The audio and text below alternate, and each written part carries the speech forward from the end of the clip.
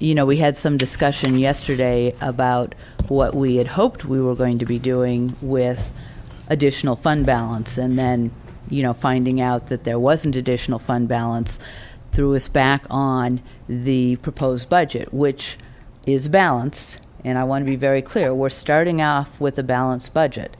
And to the extent that we stick with that, we've got a balanced budget. However, it doesn't necessarily address all the needs that have been expressed. And that was purposeful because it has to be a balanced budget. So we went as far as we could, and then that was that. If there had been additional fund balance, obviously we would have put more of it towards teeter, and we were also looking at, depending on direction from the board, addressing more of the overtime issues in the sheriff's office, which we were very clear in the proposed budget we were not addressing. So that's what I've got on my list. Okay. Supervisor? Thank you. Ms. Glassy, in terms of the specific conference allocation for 3rd District Supervisor, I thought that the board had discussed that, and I didn't believe that yesterday we had put it in the parking lot.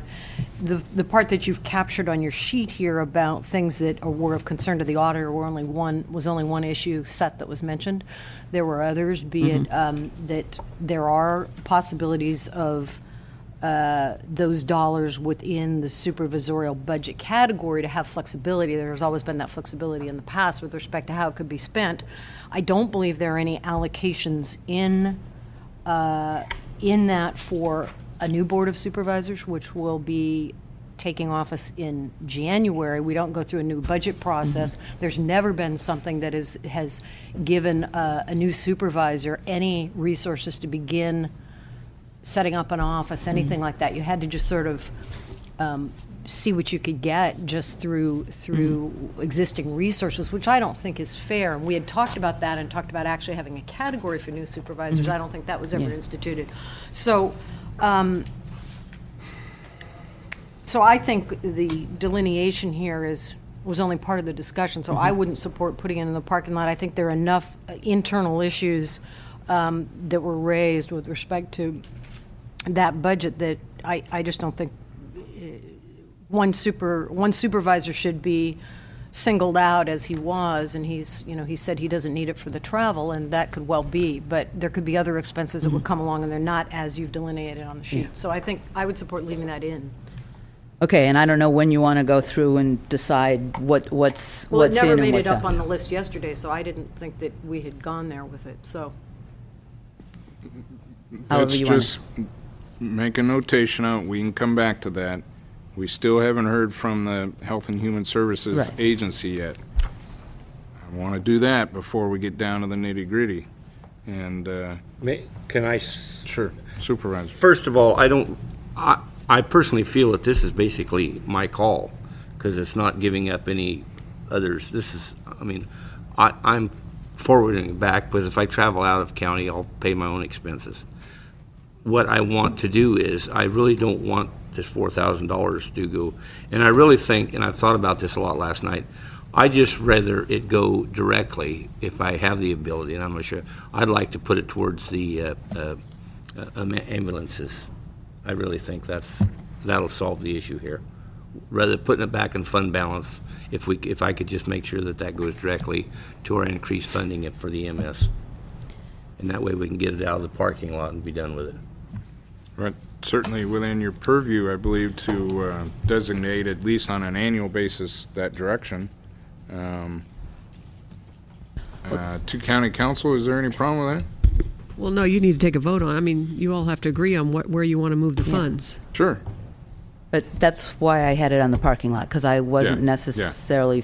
So let's leave it sensing on a the parking majority. lot. My first choice was to leave it in the board for other things, but as the CEO stated yesterday, it's really not, we can't do that under our policy, so why don't we just, let's don't spend all day talking about this $4,000. I'm not going to spend the travel money. I'd rather have it go for gas for our ambulances. Okay, is there a problem with any other board member? Do I have a consensus, or would we just do this? Could I make a comment? Sure. Thank you.